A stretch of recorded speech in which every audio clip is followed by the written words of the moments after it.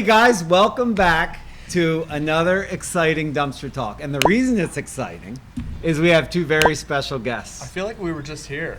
You've been just here virtually, but now this time I know it's for real, as Cher would say, not skin and peel or whoever. Skin and peel. We are already so off track. Todd is going to reel us back in a minute, but I have to start. We have Alexis and we have Brandon from SWF Industrial. Good friends of ours. We've known the family, known the business forever, like a lot of our customers. But we got a newbie here, so let's start with a newbie. How far in are you on this adventure at SWF Industrial? Not very far. Couple steps down the road. I just graduated in December. Okay. So it's almost March now. So Okay. 3 months. I know it's flying by, but yeah, and I've noticed just being immersed in it I've learned so much more. Oh, I'm sure. Mm-hmm. I'm sure. And you've grown up with it, but you've grown up with it sort of on the side, but now that it's your day to day, you see so many different angles, I bet. Yeah. Oh yeah. Yeah, it's great. Just navigating it, trying to figure it out, and I have a lot of great people to help me along the way, which is awesome. So yeah, I'm loving it so far, and we'll see where it takes. Where it goes. Before we go forward, let's go back, because we're in a third generation family business. We have the building back here that my grandparents built, the house and the property right here. So we're in it every day. We understand history. Brandon, why don't you kind of give us a little background on the family business as it started and kind of take us up to where we are today. Okay. 84, Al, SWF, Stewart Welding Fabricating. Mm-hmm. Al Stewart started the Rude. Just kidding. Yeah, I know. I am rude. It's Eileen. We can blow her off. Just kidding. Yeah. Started the company in 84. He bought his first building in 86. Brian Ryder, our COO, actually, funny story, I was just talking about this yesterday. He was employee number 6, so he was before they bought the Water Street location. So he's been there for, I think he's on 37 or 38 years right now, which is pretty crazy. And then we stayed up there, I think, until about 80 people, blew the sides out of that thing with the amount of people that were in there. And then he built the building on Lincoln Highway in 2010. And then bought 2 parcels of land there, really, so, in the future, if we need to, we can build the same building at Lincoln Highway again. Beautiful. So that's kind of up to where we are now. But it all started in a garage. Started in a 2-car garage. Yeah, it's actually, the garage is still standing. I forget where it is. It's maybe Iron Hill Road. It's like on the backside of Columbia here when you're coming in. Ironville Pike. That might be it, yeah. We drove by it not too long ago, and Tenny was like, that's the garage. It was pretty pretty great. That's really It neat. looks identical to the picture in the conference room, like same tan color and everything. Was that that's where he lived, and you growing up, is that the house that you remember, or you remember another one? No, yeah, I never have been to that house. No, Okay. yeah, I remember the one, across from where we live now, so shortly down the road. But yeah, no, I never got to, but I always wanted. Yeah, it does look exactly like the pictures, though.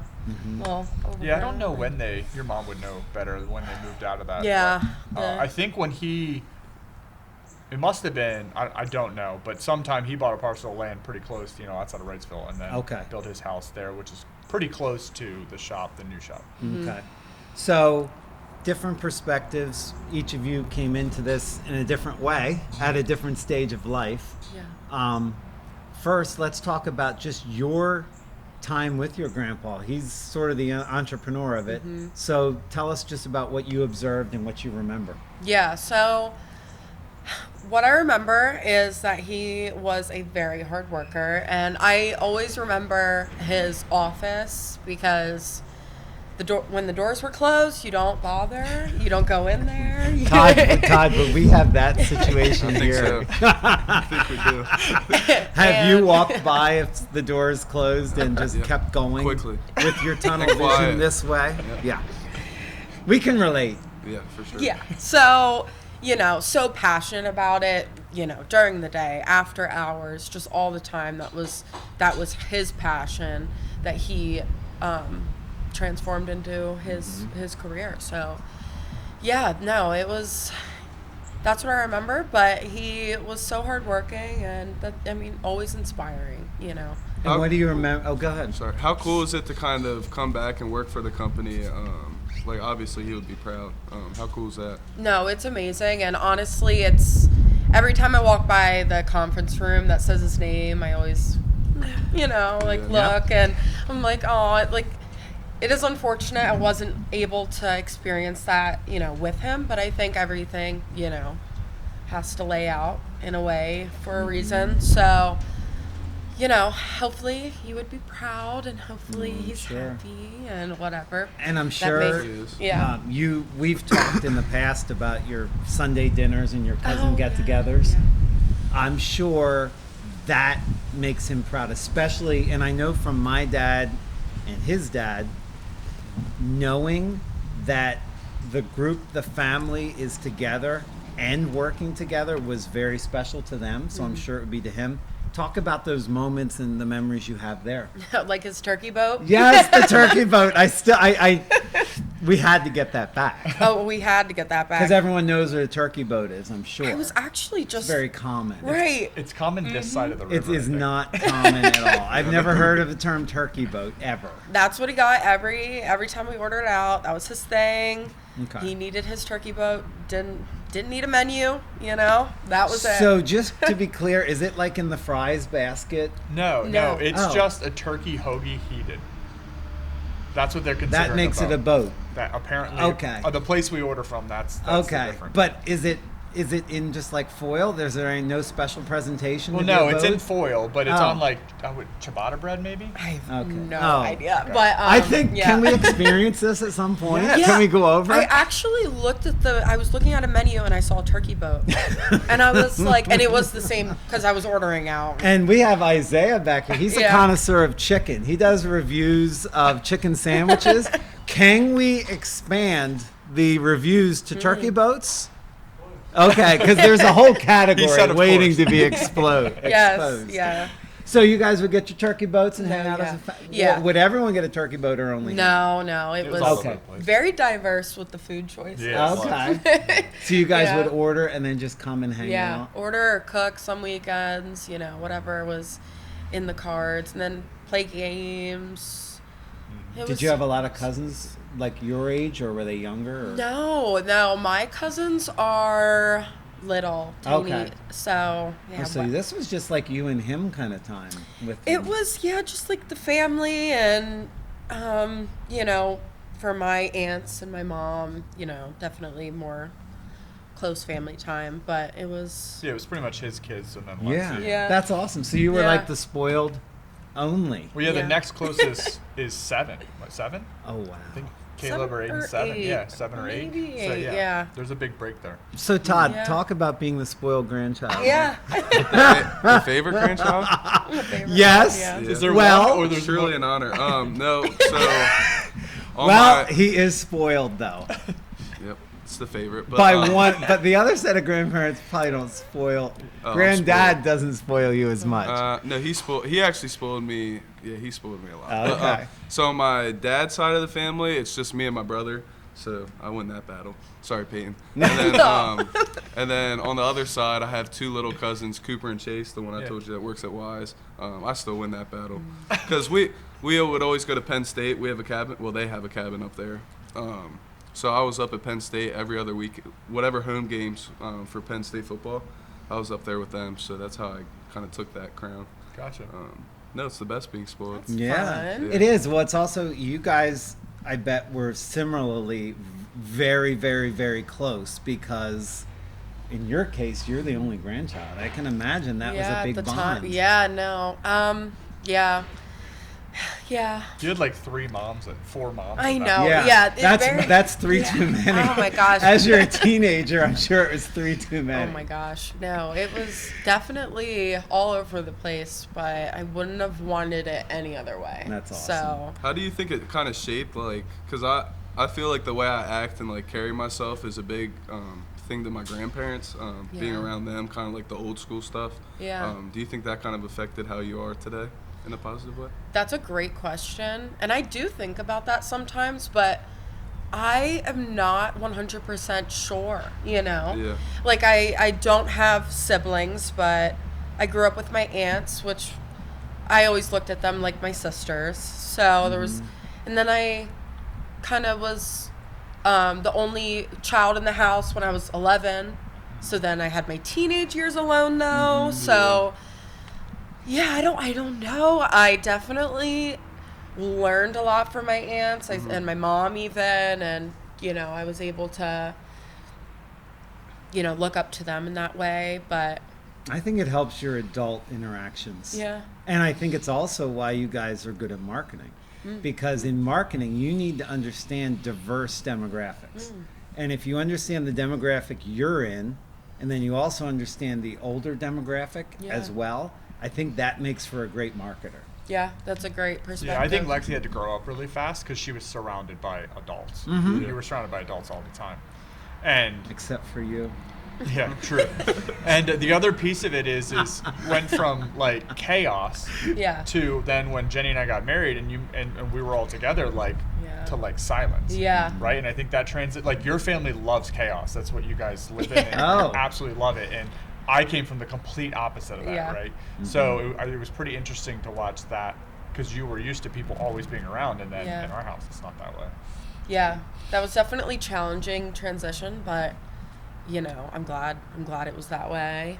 And yeah, it was definitely chaos at Mimi's house. Well, I can imagine. And then you went to college, and then it was like chaos again. Chaos again, yeah. Because living with roommates, and luckily I had one roommate, and then I added, there was more at the end, and you know, it was, but yeah, each year it was chaos because moving out into a new place, moving in. And then the last year you went back to a single, and you were like, Yes, I know. back to normalcy. That was a very. And then you can be with people when you want, and it doesn't have to stay. Which was never. Which sounds so much like your dad. So Right. that's a perfect segue into why you even have this opportunity to be in the family business, is because when Al's health was suffering, he has a great team around him, but you kind of came into the business. Do you want to kind of walk through how that was and what you were doing before that? Speaking of being alone for multiple months of the year and loving life. I always apologize. And staying weird, by the way. We got to shout out the hat. Yeah. Staying weird is a great philosophy. We Stay can get weird. into that. Stay weird, whatever. But I like the hat. Thank you. I just got it made. Yeah. No, I always apologize telling this story now because now I've told this story so many times that I feel like when I tell it, it's not as emotional as it should sound. Okay. So I'm prefacing everyone, like, that's the only reason. It's not because I don't care or didn't care or any of that space, but it's It's not that you're cold. yeah, no, it's hard. Well, it's hard to bring emotion to that story. Yes. When it should have a lot of emotion. So, Understood. Yeah. So Al was diagnosed with Alzheimer's dementia for I think 10, 12 years. I think when he passed finally, Christmas night, 2020. He was actually diagnosed for 10 years. I think when we found out and we talked to the family, it was already 6 or 8 years into that. Yeah. See, that's amazing because it also, that that has even prior seeds, which is Yeah. so yeah, when you crazy. talk to people at work, like there was things that just seemed weird, right? That Al, was really super sharp. That man could solve any problem in the shop or in the field. Like his engineering brain, his mathematical brain, like it was always elite. And then you could see, shades or shedding of some of that, right? And then it was like, oh. And Brian and I had the conversation where he said, I noticed a lot when we were building the building in like the 2010, 2012 era, right? When we're trying to wrap all your arms around this giant project that was going on. And, that's really when Brian started getting involved more in higher level things. Did Al know at that time? Not sure. Did he just feel something, and try to get something? And try to hide and try to like overcompensate. Sure. Which is a normal reaction. This is exactly what I would do. Right. Even if you I don't wouldn't know. admit anything, and I would try to overcompensate. Sure, and you're terrified, I'm sure. I didn't have those deep conversations where I'm just putting myself in that position. Like, what? You're right. You just try to start shedding things because you're like, okay, well, maybe I just have too much, right? That's probably the first. So, went through that. We had a big family meeting. I came over in the summer of 18, and then Al worked for probably a year and a half beyond that. Some, any kind of hours per week. And then we finally got to a point where we convinced him to, because he would have never stopped working. He would have never stopped coming in. But I told the girls, like, can you please get him to enjoy some, the rest of his life. So they finally did convince that. And then he was doing yard work and stuff and enjoying being outside and stuff. And then if you know anything about Alzheimer's dementia, it seems like it's stages, right? So it's like good, decent, and then it takes a step, right? And then you're in this next phase for a bit, and then it seems to be another step. That's just, from our experience, I felt like that's kind of the way it was. But I took him home from work every day for probably, 12 months. Wow. So that was interesting. And short drive, it wasn't anything. But just what I found most interesting is I was pretty guarded as a person, at least with me.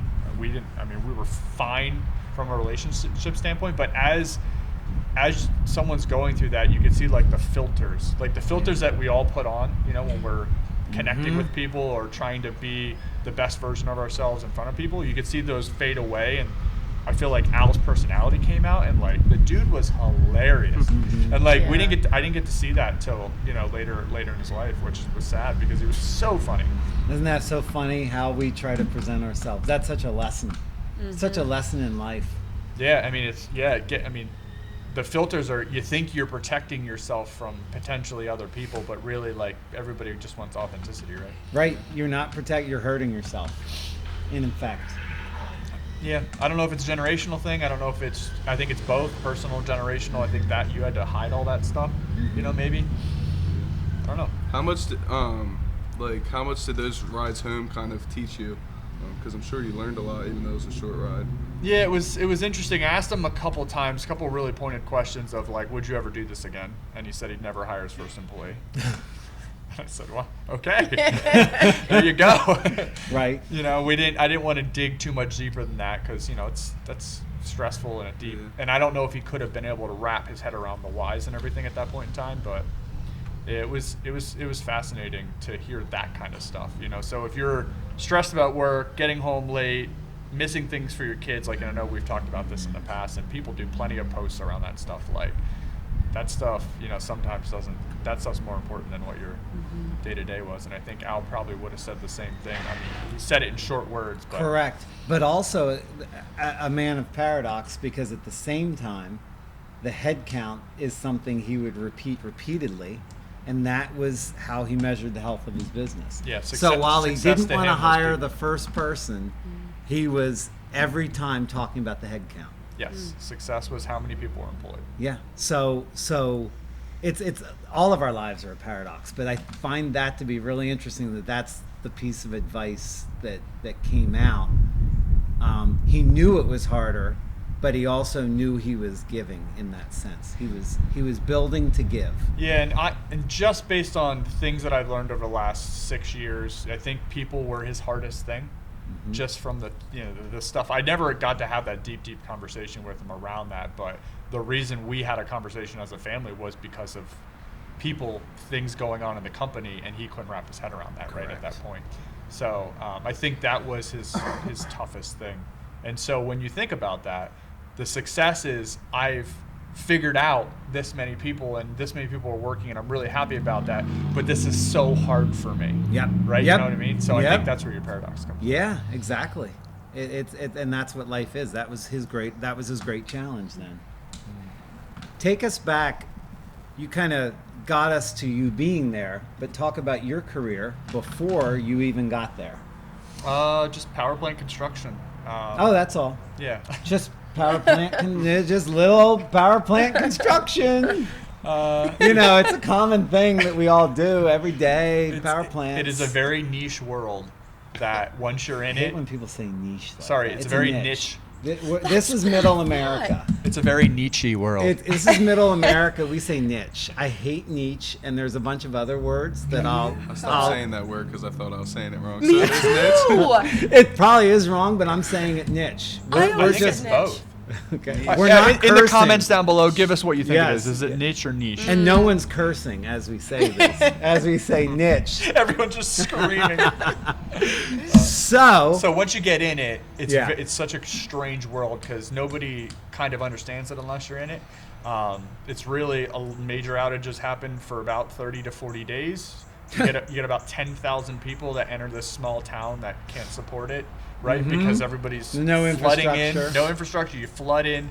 You're 30 or 40 The days. diner's packed. Yeah, and then you get out. The bars and diners are packed. The hotels Yes. are packed. Oh, I should say you're right. Bars and Yeah, diners. the RV parks are packed. So Yes. It's a fascinating world, but yeah, I did that for 10 years.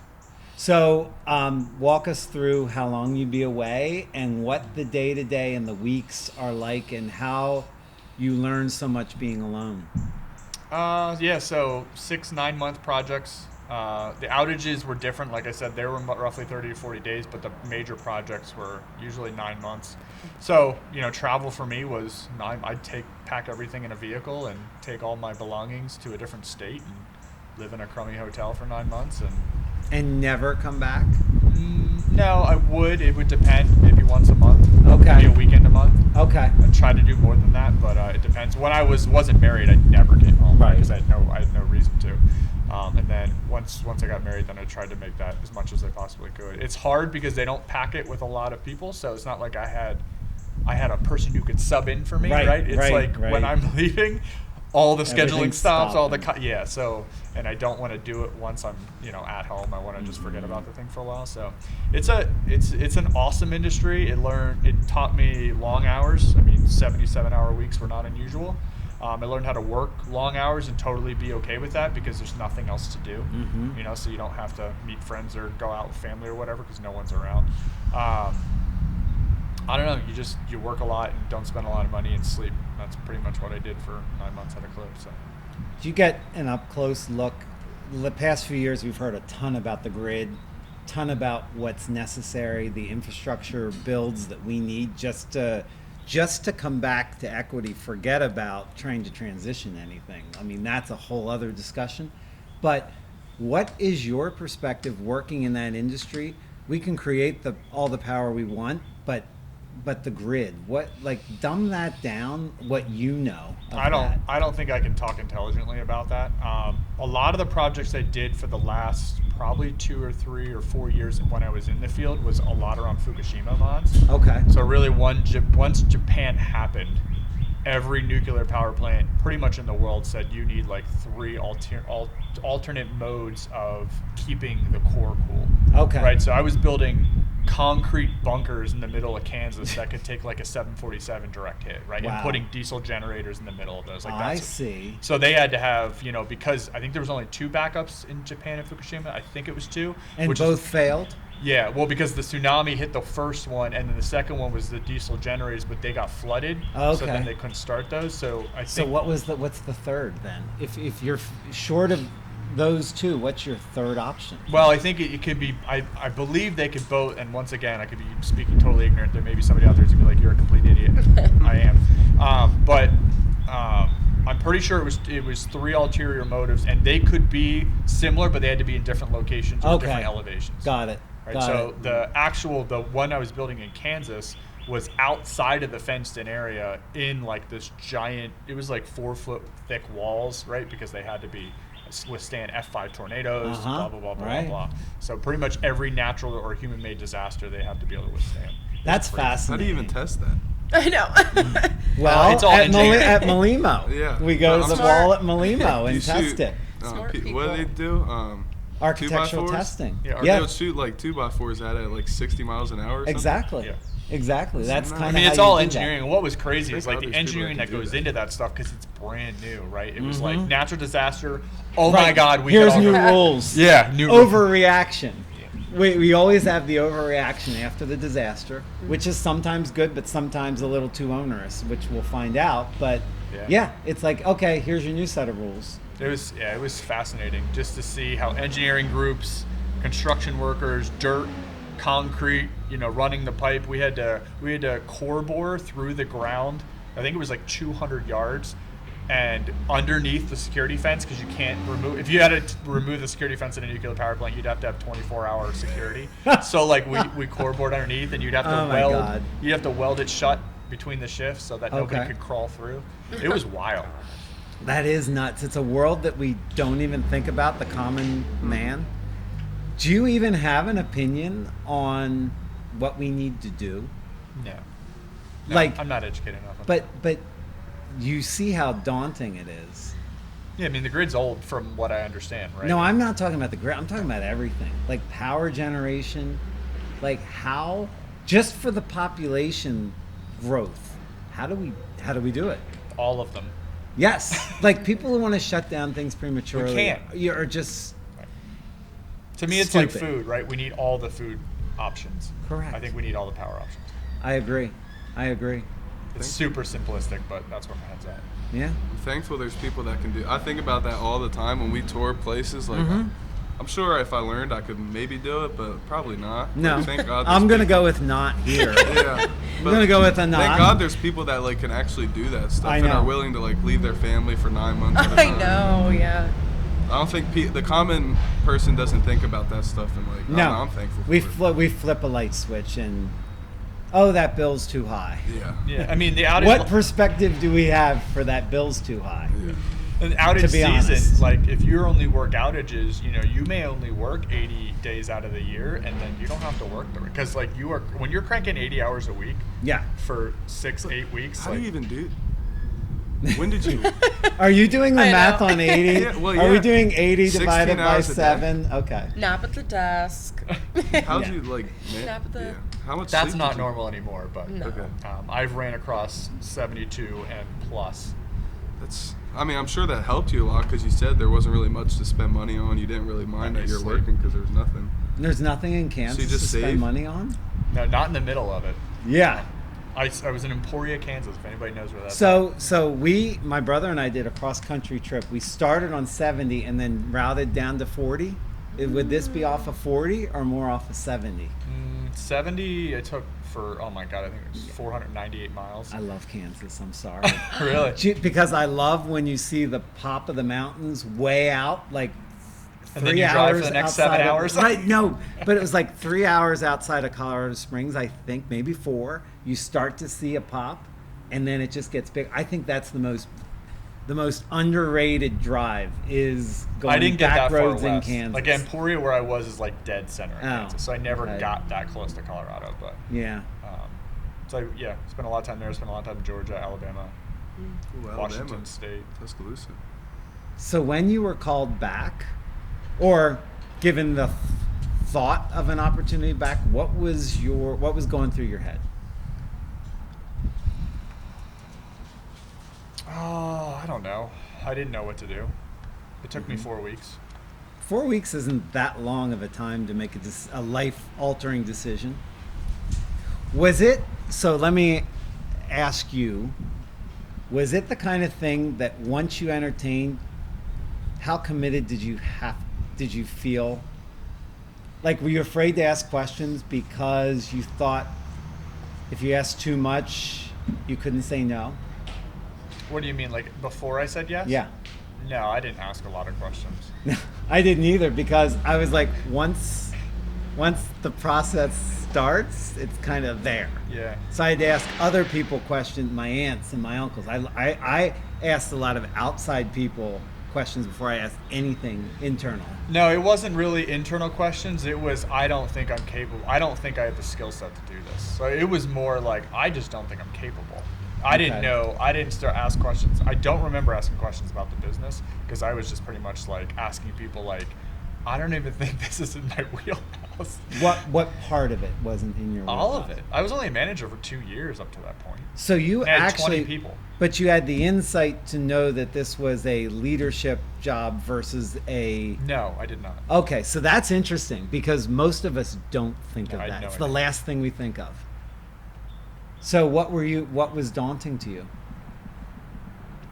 The industry, the business, the people. I mean, you name it. I didn't know how much involvement I would have with the people. I didn't know the org structure. I didn't understand any of that. So if you made another jump now, which you're not, but if you did, this is just a parallel. Isn't it funny? The things we think are going to be our greatest challenge are the things that are easiest to transition into, and our greatest challenges are the things we don't even think about. Yeah, I would agree. And what would that be for you? Now or back then? Back then, and back then, and then now, what do you say the greatest challenges of a leader day to day are? Back then, I would say it was my own insecurities that got in the way probably the most. Okay. Now I would probably put it in the similar vein, but I don't think I'm I understand what leadership means now. I did back then. I had no clue. No clue. I was a true, and I don't really see a huge separation between management and leadership. I don't get on that train. But I was a true day-to-day manager because I was a doer, right? So I took doing. I was really good at doing, so I became a manager of doing. Got it. And then now it's more of a global concept. Anyway. Wow. Global concepts. Guys, bring us back to earth here. Global concepts. No, but it's true. You don't understand until you're in a role what your great challenges are, and the things you were afraid of, you master within weeks. So, do you have any direct reports? Say that again? Do you have any direct reports here? Anybody who works for you? Sorry. No.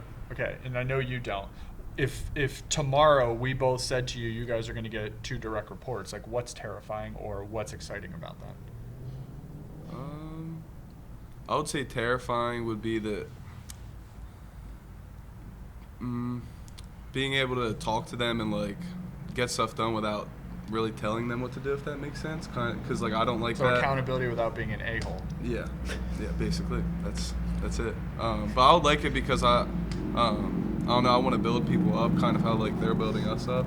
So that'd be really exciting for me to kind of see like where someone can start and how they can change. So potential. Yeah. Okay. How about for you?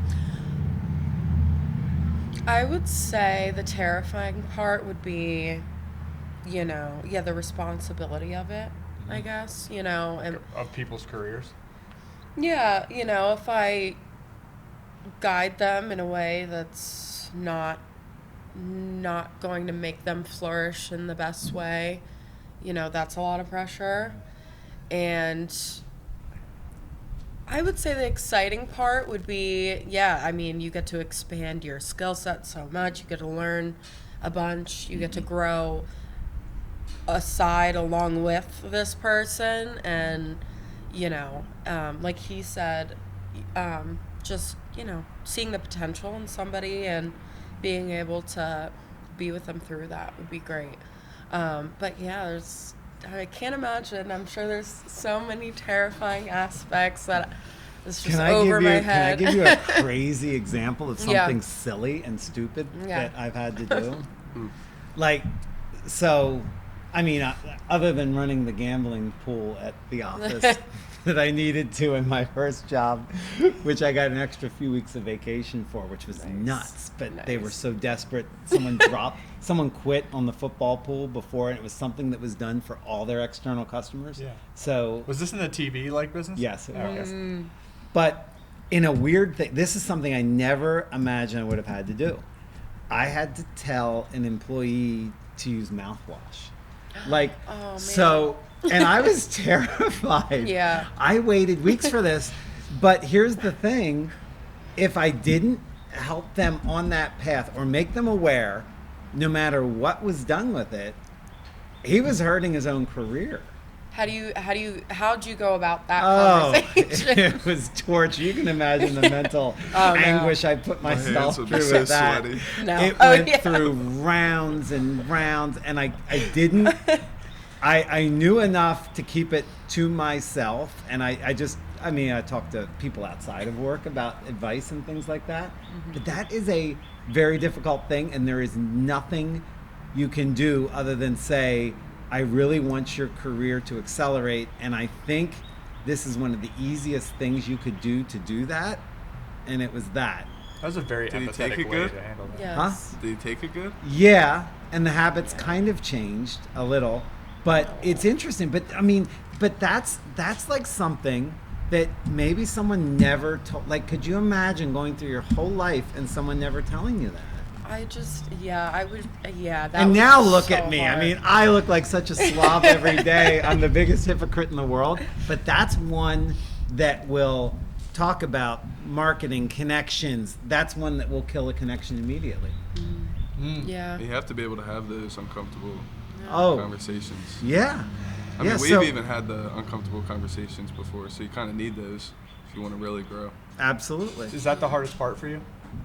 These are easy compared to mouthwash. Yeah. Mouthwash. I honestly don't think I'll have a harder one than that. Yeah. That was like and it's weird. That's a dumb thing, but it's really not, because if you think about connection and people, which business is based on, that's like a prerequisite screening. Oh my gosh. Someone with that issue is not going to get far in life, and I knew it. So I also knew at the same time I wasn't going to be there forever.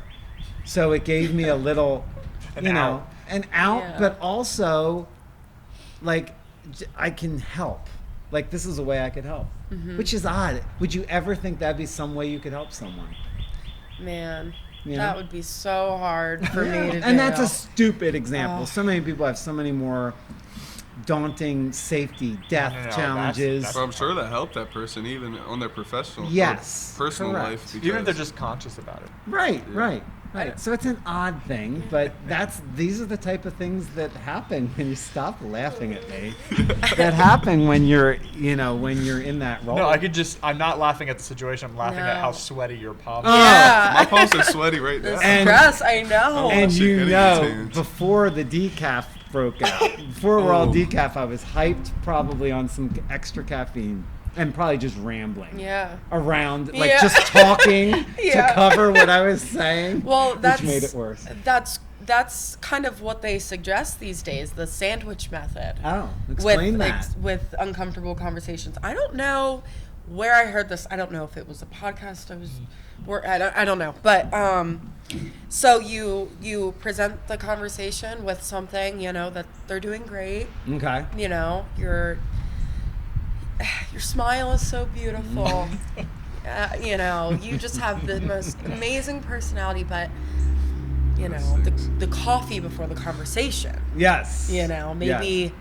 and so then you hit them with the positive, what you need to get, the uncomfortable part, and then another positive. Mm-hmm. So then you end it with, but that's the only thing, Yes, or whatever. yes. And I guess that's a thing. That's called a people shit sandwich. No, there you Yeah. go. It could be a turkey boat, though. We just don't know. But I would appreciate that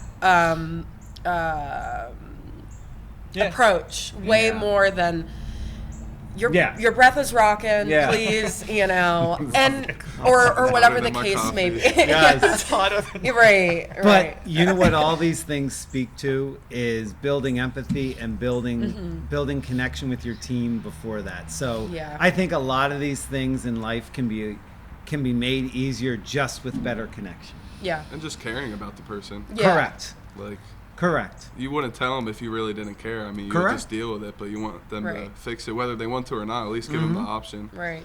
Do you think Exactly. choosing not to say anything is just around empathy, though, or do you think people are absolutely terrified to have that conversation? I think that's a terrifying one. Mm-hmm. I think that's a, and again, this is such a minor thing, but that's something that really can hold someone back. And there's plenty of other examples in that we can see in people. And the one thing being older is you have more wisdom. You have less skill than you were when you were younger in other areas, and less intellectual capacity for shifting and thinking quickly, I think. But I think the wisdom offsets that, and when you've seen enough, you know ways that you can help a person. Wow, what a Yeah. segue. Yeah, that we was gotta great. get off the breath train That here. was great. I No, know. it's so true.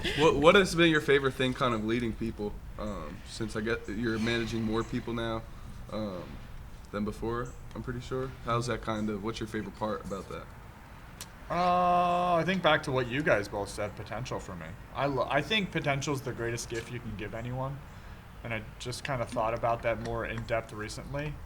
Because you could completely change someone's career. If you see something that they don't see or other people don't see, and you hand them that gift and then also hold them accountable to the expectation of a new position, a new task, something that they've never done before, but they can get there, and you keep them on that train.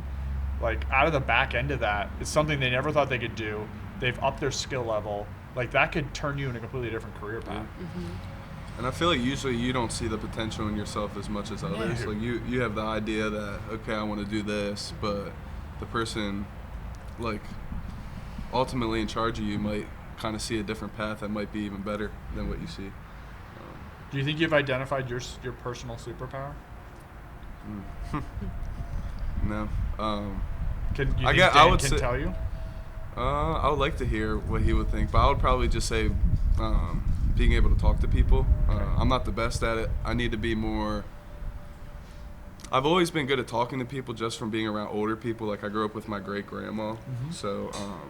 So you mean just like breaking the, like you can talk to anyone? Yeah, like any age group, people from any. Like I never met someone from a certain area that I couldn't talk to, kind of. If that Yeah, makes that sense. is a power, because being able to relate to these different levels of generations is there's a lot of people. And where people are just from, like. Sure. I feel like it's easier. I just need to be better at putting the time and effort into actually doing so. Sure. Like I'm like I say like an introvert, extrovert, or whatever the words are. I'm a little bit of both, I would say.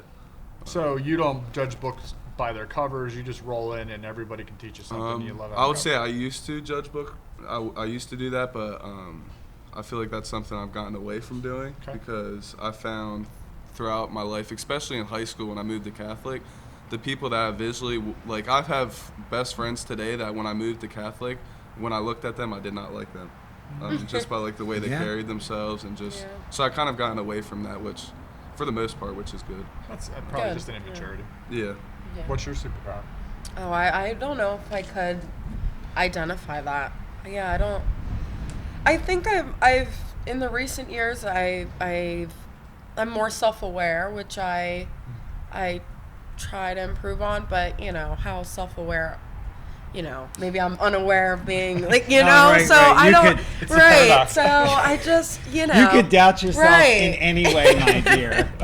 So no, I don't know. I really don't know. I think it's hard. Yeah.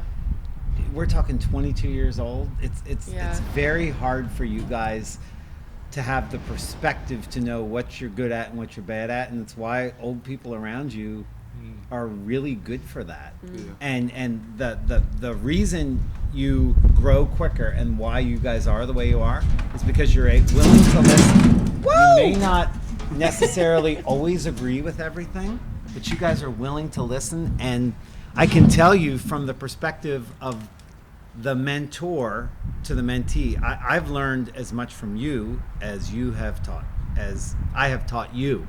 I've learned just as much. And it's the open willingness to learn from each other that brings much more credibility to it. So if I've never understood about mentoring the one-way nature of how it's presented. It's presented as a one-way drive. To mentor someone is to teach someone. And that is like the antithesis of how you can do that successfully, especially to this generation. When you're willing to learn from them as much, which rightly we should, because they are a demographic that we're appealing to, I think it's so much more successful. I've found that the openness to learning from the person you're allegedly mentoring gives you the most insight and builds that connection and credibility more, that when you have something really important to say, you can deliver it and it's received. I've told you some hard stuff. Yeah, I mean, we've had, Yeah. it's all great. I mean, not every job is like this. Like the conversations we have, I don't think any employee has with the owner of their company, but it's helped me so much because, I mean, a lot of the stuff you told me, other people wouldn't want to tell me. So it's kind of back to the breath thing. You kind of just have to let. It wasn't that, as long by as the way. He wasn't the example, and Isaiah wasn't either, clearly. The example of the breath. But yes, But being it's able true. to just have those talks is like so important. I might not change everything overnight, No. but just being able to have that open dialogue. Like when we go to events, like we're always talking nonstop. I don't know. I've learned I love those moments because I've learned a lot through that. It helps. And same here. That's what I'm saying. The ability to receive that builds the credibility. What I like about you guys is you're actually very public with how you're learning this process through Dale Carnegie, which I want to segue into that book club, which I love the idea of a book club. We haven't gotten there yet. We'd have to do an Audible club here, I think, or a books with pictures club we could do maybe. Yeah. But let's, that is gold. There's so much wisdom. Talk about wisdom, Dale Carnegie. Oh yeah. My grandfather went through the training program, No. and I have the Fred little. went through the He training. did. Really? Yeah. I have the book. I have the little book. My Oh, dad. the pamphlet from the class. Yes. Oh, that's My awesome. dad gave it to me because it's one of the things.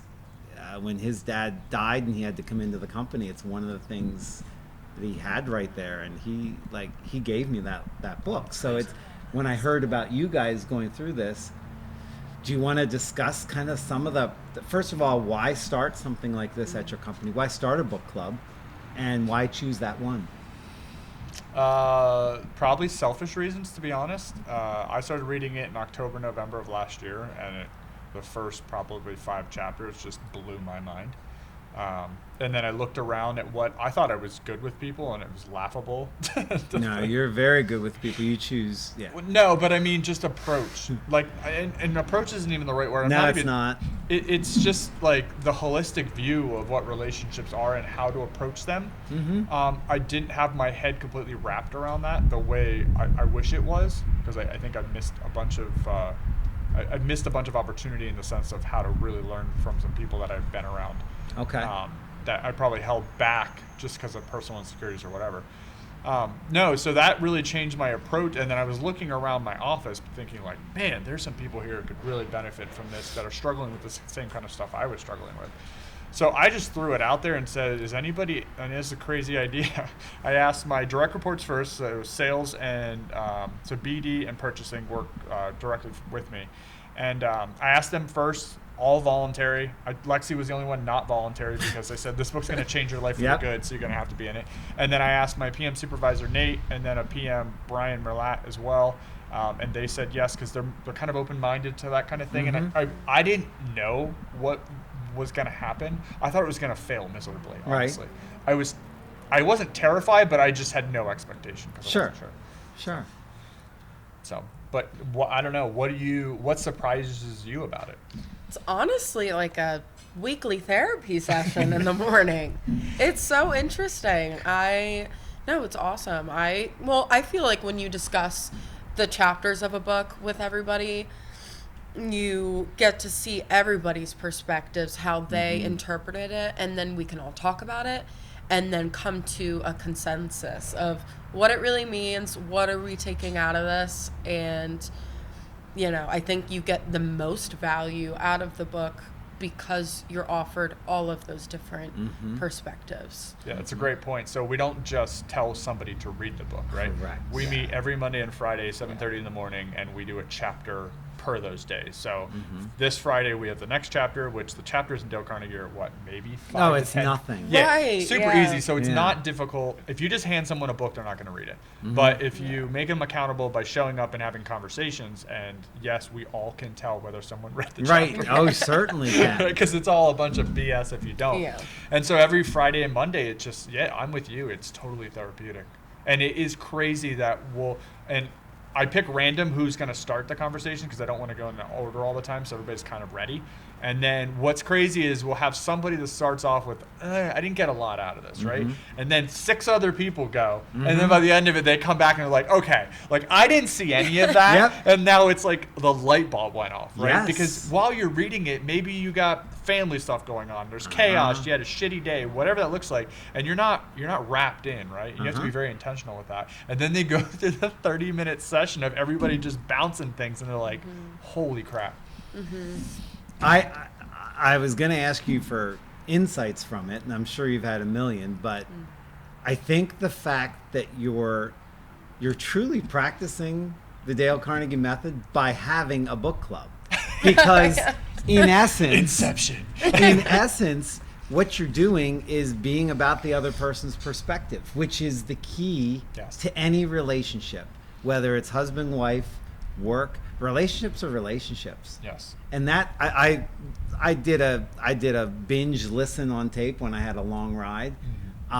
It's free on YouTube, by the way. If Okay. anyone spent money on it, I hate I to did. tell I you, bought it's everyone's free. book personally, so. Yeah, it's free on YouTube. Yeah, but it's different when you highlight. I feel like I get a Oh, lot I more- know. But I anyway, know. Go ahead. But when you're doing this and absorbing the other person's perspective, you're practicing the methods that are being spoken about. That's why a book club on a book like this is so powerful. Yeah, I think it was just Friday. I think the chapter was really around like honey, right? Leading with honey and not, digging in and proving someone's Kind wrong. of the sandwich, the sandwich approach. Digging Yeah. with, leading with Yeah, honey. exactly. Yes. Yeah, exactly. Yeah. So what was interesting is after everybody went, I just challenged the group on if they use brutal honesty in their day-to-day work life or personal life, right? I got I was anticipating a bunch of yeses, of course, right? Because it's crazy how much we think brutal honesty is like the correct way. Just because it has the word Right. honesty in, it has one of the worst words in front Yeah. of it. Right. And you marry them together and somehow it makes a good sandwich, right? Yeah. So I challenged the approach of that of I was lucky enough to read a book around a radical candor. Actually, I think I read the Cliff Notes, so I didn't even Okay. read the book. But it was incredible just to, and really the whole book is around brutal honesty is not the way. You have to go into the conversation, like you said, how is this person going to feel about this conversation? And let me wrap that in the sandwich or honey to make sure that I'm not leading them, like, well, I give you honesty. That's what I'm Right, supposed to do. exactly. Right? Honesty, brutal honesty sounds like it's like the check-off mentality. I did my job, and I don't care about the results. That's correct. Whereas Grenade in. kindness and candor, which is a Gary V Love Gary. together, he's Yeah. my man. When he puts those together, it's honestly kind to give candor, and you have to give candor kindly. Well, that's what you did with the breath. Right. Yeah. Right. Sometimes it's inherent, and sometimes it needs to be taught. And for young leaders, I think exposing you guys to stuff like this now is so amazing, because I think you both have a lot of it inherently, but when you see it's something you can actually practice, Yeah. it'll help accelerate your career paths. Yeah, I think. definitely. I need to join the book club. Yeah, you might Yes, need to you join the should. I might have Right. some spots for the next one. So I'm gonna do it again with our frontline supervisors because I've had 2 now ask me about it, and we're coming. We probably got like 5 or 6 chapters left, I think. Yeah, we're So coming to an end. it's gonna be What's sad. the next book? No, we're gonna do the same book again, but I Oh. want to do it with them. What am I Oh. gonna do when it ends? I'm gonna be really upset Your when therapy it ends. session I is know. over. baby. Why don't you take our group, our first group, and go do another book? There you go. Okay, so That's like you. true. So what the most interesting, the best comment I got about the book club. I think was, I sense imposter syndrome. Just you threw it out there, and she just said, "That's cool." No, I don't know. Just She Yeah. will be doing it. Yeah. But Anyway, push. so and Fred, as you know, Fred, Yes. purchasing Love Fred, my man. came Yeah. to me the one day and he's like, because we start at 7:30 every morning or Friday and Mondays, and then we end at 8. Get a half an hour. Sometimes we'll creep over. He goes 7:29 every time before this meeting. I go, I don't have time for this. Uh-huh. And he goes 8:01. I go, oh my I god, want I this needed to that. last. Yeah. Or I want it to last longer. Yeah, correct. Yeah, That's we have to cut beautiful. it off sometimes to get into other meetings because when you start, and 6 is like a perfect. I was thinking about this last night for the next session. I'm like, okay, can I expand anymore? But I really like to give 5 minutes to each person, and when you really break that up, you kind of hold yourself around 6, 7 people. But because some people go long, and other people, somebody will say something, and someone will go, I know. like they're throwing in, or like, oh my gosh, that like totally blew their mind. It's so Do you crazy. see a lot of people wanting to join now that they're seeing a group doing something? I don't. Together? We haven't really. The office kind of knows about it, but some of the shop people know because I posted it on LinkedIn, Yeah. and they have asked about that. And it's so interesting. I just had a conversation yesterday with one of our frontline supervisors, and it was, when am I going to be a part of a book club that'll change my life? Because he has a friend who's in the book club, and he was I like, see. the changes in his approach to things. Like, Wow, awesome. that's so nice. so I was like, well, we're going to do it Aw. again. So Wow. That's so I didn't, nice. We need a never book in a club. million years, Dan, Mhm. ever, because it's construction. Yep. Men, right? We don't talk and think this way. We're not supposed to, and it's What, just, you can't just send someone to a training session? I mean, this is so different from Yeah. that. This is time with you, exposure to you, which elevates the whole thing, and you're not sending someone off to training. I mean, we do plenty of training, and I think there's great wins with that. But this, is more powerful. Yeah, and it's a little bit selfish for me because I get to in tune myself with the principles, right? So it's like a win-win for me because I get to experience it, and the things that I didn't even think about in the book, whether it be from you or from other people in the group, like, because I always like to go to your perspective because you're young by far and the only girl in the group. So when you like drop, everybody's like waiting, like, okay, like I didn't see any of that, right? And that diversity of thought inside of that group is fascinating. Yeah. That's awesome. Yeah. Well, I don't know what we're gonna start here, but we got to get rolling on gosh. this. I need It's a to great get back to. Well, I need to start reading. Yes, Yeah. reading is fundamental. I know I couldn't get approval for this, but I'd love to record those meetings and then take like anything that's super personal out of it, but show that back and forth. Like, man, you want to show how powerful this type of stuff is, put that online. But I know some people would never go for it. But. Yeah. I know. At the end, I'm always like, wish that were a little longer. So I gotta say, you talked about editing, splicing, doing stuff. You have passions outside of work, No, I don't. which also merge in with some of their interest in marketing, my interest too in marketing. Talk a little bit about your passions outside of work. The Just- YouTube channel. Talk Yeah, about just the YouTube channel. stuff. Gaming's huge for me. That's kind of it. Warzone. Outside What of about cutting grass? it. And cutting grass? I that's- love And virtual cutting grass. and I do like to play Farming Simulator. Yes. And Lawnmower Simulator. Yeah. Yeah. It's in that season. It's getting a little warm out. I know it's already. The trees are budding. I'm getting super jacked about it. I can't wait. I love. Do you have a mowing. lot of grass to cut? Like 4 acres. Did you do the end of year leaf? Every Chop. leaf. Every leaf is out of my yard. So every leaf is gone. Yep. So Our neighbors hate us. did you sharpen the knives over the winter? No, I actually ended up. I got a new mower right when leaf season started. Okay. So my blades are good to go. Okay. All right. I just want to make sure you're up to par with all your stuff, and I have no doubts that you will be. But Yeah, I would say no. I mean, I bought this mower specifically because it goes like 500 hours without an oil change, and mechanical me, I'm so good with wrenches, so I fight with all that stuff. Do you help him mow the grass ever? No. no, that's No. his joy. Why would you Yes. help? No, yeah, that's his thing. I'll You could weed whack or look out the something. window sometimes. Yeah. See if there's a little Yeah. skippy. You Oh, missed the a spot. skippies probably drive him crazy. Do you pattern reverse like a baseball field? I do. I mean, I make lines, but I don't have a roller behind me. No. Okay. Well, no one has a roller. But do you actually like make lines and then go the other way? Why not? You don't diagonal. I'm already two like and a half Candlestick hours Park. in. I'm already 2.5 Candlestick hours Park used to be beautiful as a kid. Yeah. They would like double. I Yeah. think they. That's so much work. It is so much work, but I can't believe you don't do that. Now, on an occasion, like we host Easter, if we're gonna have like kids and they're gonna be, Oh, you do the basket weave. I'll do something maybe special. But outside Okay. of that, no. Like I'm close to 3 hours doing the whole thing, so I don't need to be out there any longer. Yeah, It's a riding mower, though, obviously. just got to put a podcast in. Oh yeah. Yes. That's it. That's what I Throw love some most Joe about Rogan it. in. Yeah. What? I'm an HS guy. You don't like Joe Rogan? Yeah, Who's I do like HS? Joe, but What's I'm a HS? Stern fan. Oh, that's right. That's Howard right. Stern? Yes. He's still around? Is that the guy? Is that the guy with the black curly hair who was Yeah. on the? Okay. Who's been on since Is the that the 80s? one, the germaphobe, or is that the other guy? That's No, me. that's Howie Mandel. Yeah, that guy. Oh, yeah. That guy. Which would be no hair. Polar opposites. Yes. Bald head, Yeah. not bald head Yeah. at all. I love this. I love Yeah. these guys and their questions. Don't you love it? I now realize how old I am when Yeah. people don't know things. I that are get this different. every day. I get this every day. Yeah. There's no concept. Starting with, my favorite team was the Expos, and then like,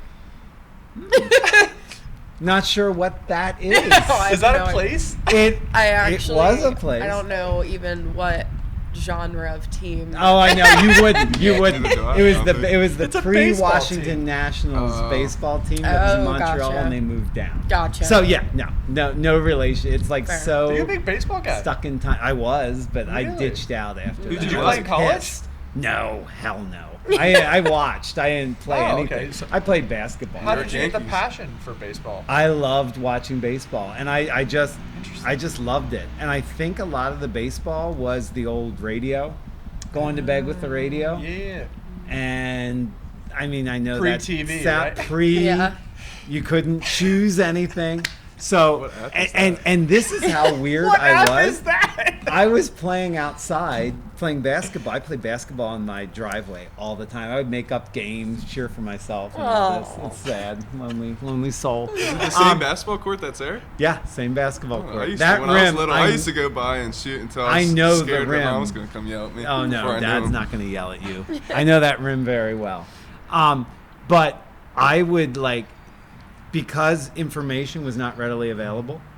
The headline news was we didn't have cable till way too late, ridiculously late. Us too. But when headline news came, it was the best thing ever because sports was every 25 and 55 after the hour. So I would ditch out of whatever I was doing, run up, and if I missed the score, because there is no ticker at this point, tickers were new in the 2000s, so you couldn't find any information. So how did my team do? If I missed it, I would have to go back outside and come back at 55 after to find out. It's my weird, gosh. but The tickers. yeah, there were no tickers, and you could not do FanDuel and all your other nonsense Yeah. now. You could have There's put a no- parlay in? No, you could not put a parlay What a in. blessing. I just met Greg. Should you want to, which you really shouldn't. No. But anywho, I met a guy, Greg, on Friday, and he actually built a NASCAR fantasy league before the internet. oh wow. So he had a friend who loved NASCAR, and Elon he Musk. asked, and fantasy was apparently back in the early 90s, or so, I think it was the early 90s, he said, and he started one here in York, and he had an office, and he had And- all these call takers come in. You'd have to call it in or mail it in. And so the hours before Daytona would start, he'd be running around Oh getting my all the gosh. people. Like if they had a snowstorm, he Yes. was driving around getting them because they'd be getting hundreds of calls in. Oh And my it started goodness. the first season he did it, half season, was 100 people who played. And then 2 years in, there was 10,000. Oh my gosh. It was the craziest story ever. Yes. Crazy I was like It's a good doing community. that without Right. Talk about automation. everyone. You had to go to the NASCAR magazine. You had to rip the thing off. You had to send that in, and then have your picks or call it in. Oh my God. Yeah, it's It's crazy. a That's lot quicker insanity. these days.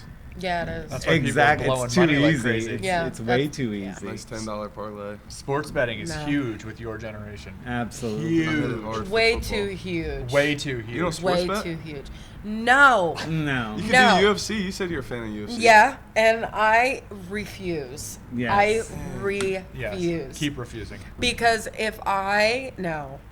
Yeah, if No. you tap it, No. there's no need. No. Every other. Okay, I won't get into it. No, I Yes. get it. I get it.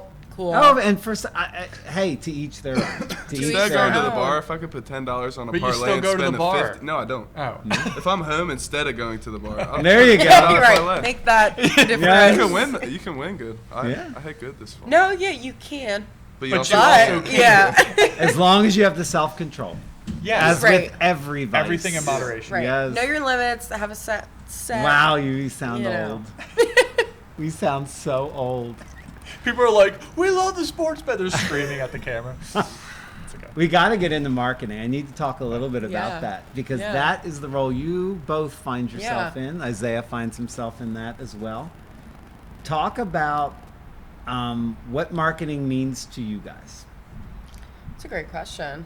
Marketing, to me, I think it could mean a lot of things, and I think that's why I like it so much Okay. because it's a lot of psychology for me, and it's a lot of understanding, and you can also be creative. So, and analytical, and it's that's what I love about it because it's a piece of everything. It's a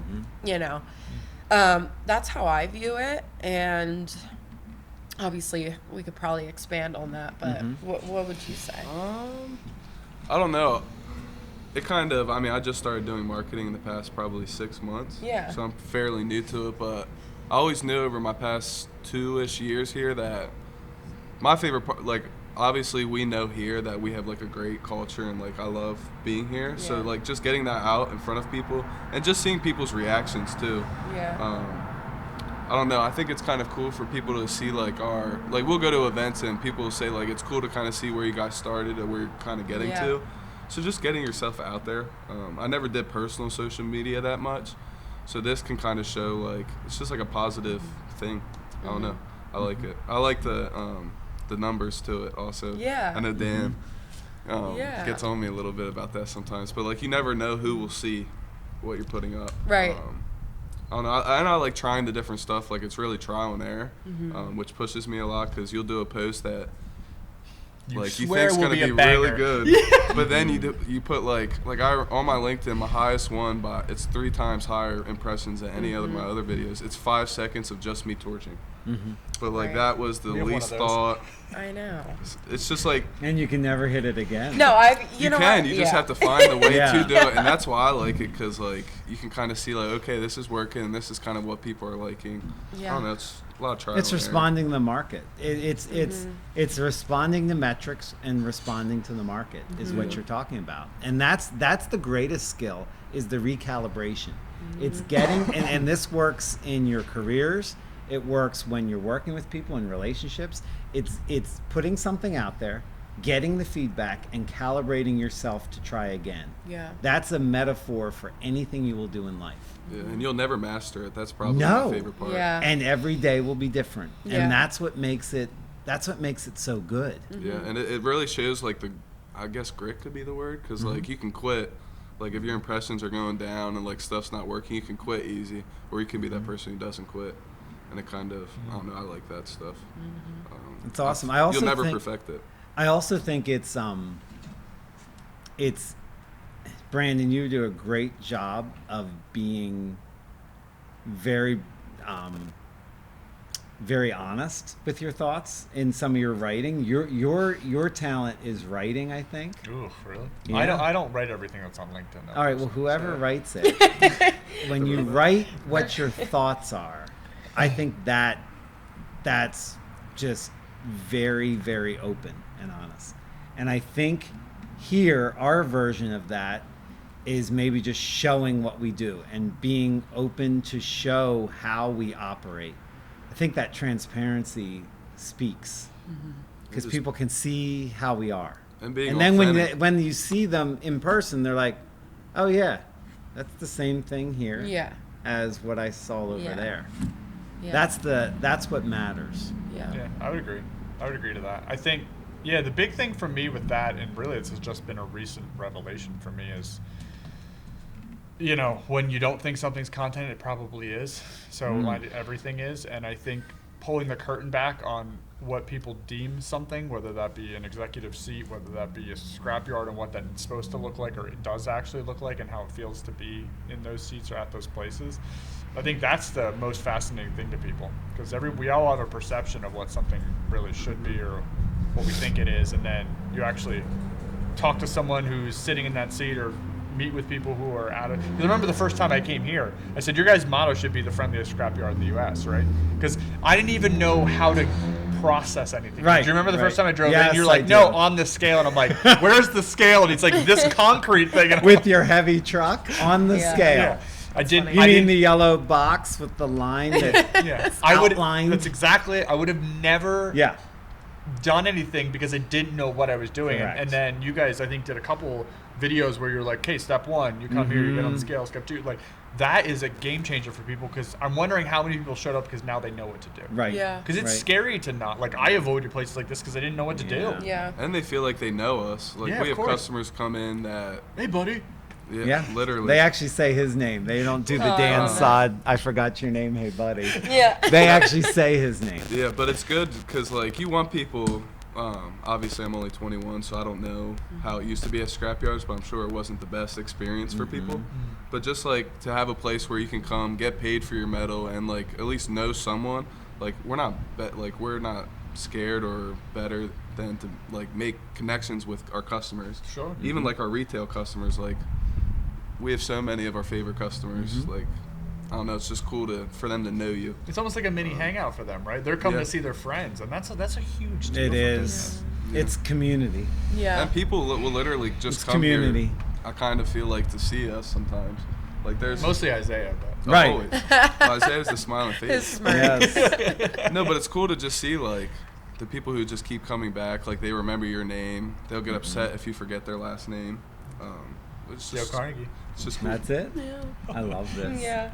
We have covered so much. Yeah. We are so Too much, grateful. some may say. No, We're topping it off no. with the final. We'll the be finale. doing another round of this Oh, for wow. certain Wow. after our joint book club. But Yes. I need Todd, Yo, if anybody wants in here, let me know. I'll join. Okay. Yeah? Because I need a It's read. on team, so it doesn't matter. Yeah. oh, cool. Yeah. But then your rule of 6, we're gonna have to figure that out. We'll do another subgroup. I'll go quick. Subgroup. I need 2 minutes. Yeah. Yeah. That's what you think. Yeah, exactly. Right. Every And time then- Lexi's like, I don't. Oh God. You And actually- then there's some chapters that, yeah, maybe. yeah, didn't Yeah, hit. yeah, it didn't hit that Yeah. week. But after a couple of people go, it probably hits at the end of it. That's funny. No, it's good. Well, we always end off with this question. I'm going to change it for you kind of because we're only Yeah. 22, 21. Yeah. What advice do you wish someone gave you when you were 21? And what is advice you wish someone gave you when you were starting off college or ending high school around there? You go first. Okay. I would say to not care so much about what other people think because it really doesn't matter. As long as you're not hurting anybody and you're not being a jerk and you're being your authentic self, you know, there's nothing wrong with that. And just do things with more confidence. And don't be afraid to try something, that club at school or that tryout for the team, because, you know, what's the worst that could happen? You say, no, okay, I don't want to do it anymore, you know? So you never know what you can get from every experience, which I Love learned that. even last week from you. So you both. So yeah. What would you, what's your thing? We'll see you guys at more events too. Absolutely. Yes. Yeah, take her to as many as you want. She will be at everything. That was the exhibit of comfortable and uncomfortable, and Yeah. you were great in your element. Thank you. Couldn't have done it without y'all. When I was 21, what someone I wish somebody would have told me, or Yeah. what I would have told myself. Either. You can switch it up a little bit. Okay. High I think you did maintenance. this question before as well, so you can. Yeah, switch I'm trying to switch it up a little. I don't know. I just think back to that time period, and I was just so close-minded, judgmental. Like it just didn't. I thought I had the world figured out, and I had no clue. So probably just perspective and, yeah, just looking at the world through a different lens. I think it was very, small town. You grew up in very secluded things and protected in that, and until I really got into school and maybe a couple of years into school, realized that there's a whole big world. And then when I traveled, that completely changed all of that. Yeah, I bet I it was did. like, holy smokes, this is amazing. There's many amazing people everywhere. So Do you feel you're wearing your advice as you look up at your hat? You did have your eyes up, but you couldn't see what I see. I'm wearing Lexi's advice, I think. Oh, Now, explain that. like just being your authentic self. Like it's so funny because my mom even said that. I think I might have said this before. My mom, we were talking on the phone, I don't know, months ago, and she made a comment of like, you've never cared about, because I try all this different stuff, right, all the time, and she's like, well, what if it doesn't work out? And I'm like, well, who cares? and I didn't realize that was weird until I realized it was weird. Yeah. And she just said you've never worried about that kind of thing. Like you just go, and if it works out, great. If it's something that didn't work out, you learn something from it and you're on to the next thing. So I don't know. Try new stuff. I will say, I think I learned that from you, though. So, I agree. Stay weird. Me as well. Yeah, I learned from 'cause- him a lot. yeah. That's a lot of guts. yeah. So, It's a lot of guts to wear white shoelaces with work boots too. I mean, he's not afraid to do things like that. yeah.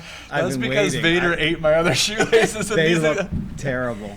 They look good. But it's bro. he's I not like 'em. afraid to do that, and that's what makes all Yeah. of us. We each have something that makes us who we are. Yeah. And mine's wanna my hide biting that. sarcasm. he had to get one jab in, so I'm glad he waited until the whatever. Oh, I've had a few. We'll watch it. We'll get all the edits. That's so funny. Again, thank you you. for Thank your you for time. coming. Thanks Thank for you. joining Thank us. you, I hope Isaiah. you guys have Thank enjoyed you. it. Thanks, guys. We'll Until catch you on next the next time. one. Thank you, Isaiah.